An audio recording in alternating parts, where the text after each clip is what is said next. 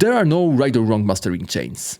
As long as you're not destroying your tracks with unnecessary processing or what's even worse, literally destroying them with exaggerated distortion or heavy gain reduction. If you like to dive deeper into tiny details, it's nothing wrong with using long plug-in chains. On the other hand, you can use just a few if you have your mix balanced well. By watching this video from start to finish, you will learn how to build a simple yet effective mastering chain or how to improve your own one with just a few easy steps.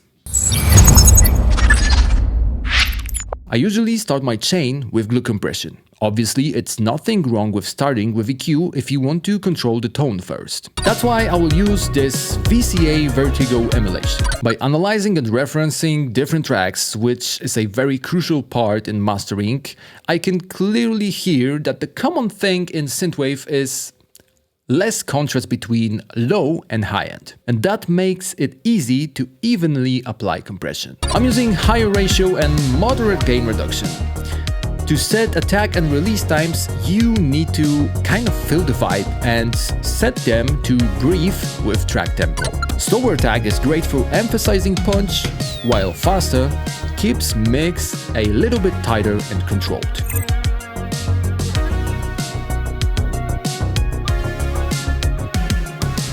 First glue behind, now it's time to shape the tone. Any parametric EQ will do the job, yet by using bass room and mix room, things will get a lot easier. Some would say that you always need to cut frequencies below 30 Hz to remove unnecessary mud. Yet in my opinion, as long as you mix your lows well, it isn't necessary. If you want to adjust things on your own, I'm completely fine with that, but actually both bass room and mix room, which is coming next, come with smart suggestions based on reference tracks or carefully crafted presets. To be honest with you, I was a bit lazy while choosing my reference tracks, so they are not that tonally close as they should be. That's why I will test some built-in presets and make further adjustments.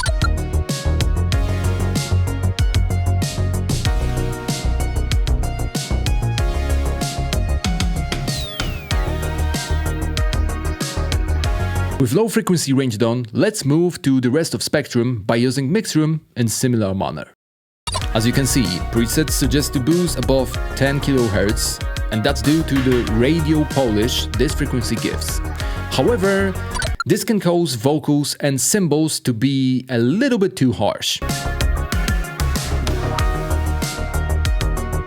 To remove this issue, you can use a combination of resonance suppression with reso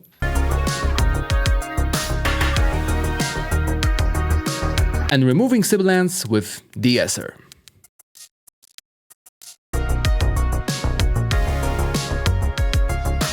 In my mastering chain, I don't like to use any stereo imaging plugins. It's better to control your width and depth while you're mixing, but that's just my personal opinion. But if you feel you need to shape stereo image a bit while mastering, the safest way is to use mid-side EQ.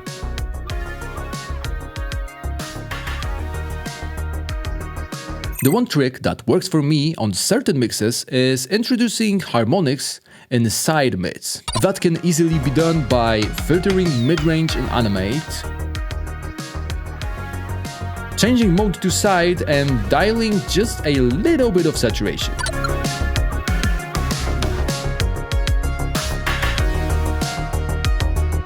That won't affect correlation that much because it's more like adding a feel of width rather than adding width by itself. Speaking of this mix in particular, I don't see any issues with correlation and phase.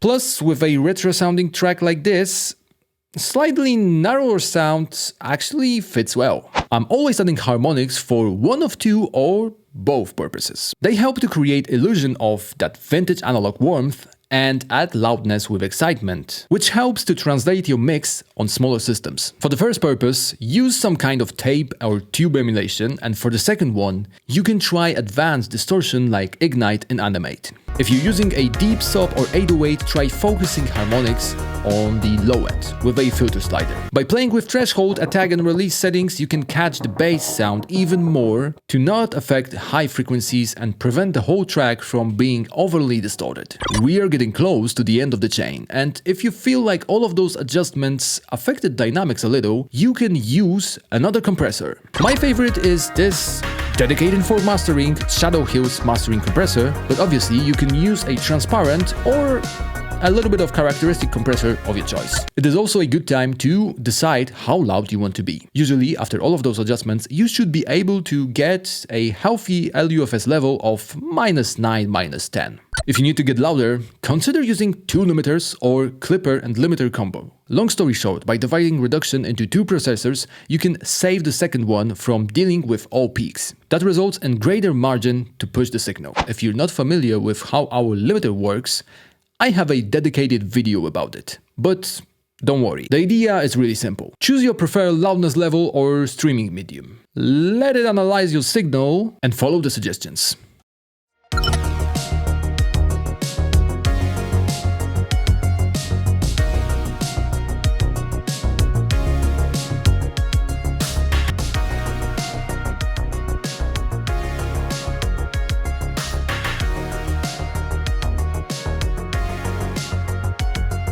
Just like I've mentioned at the beginning, you can follow the exact steps I did.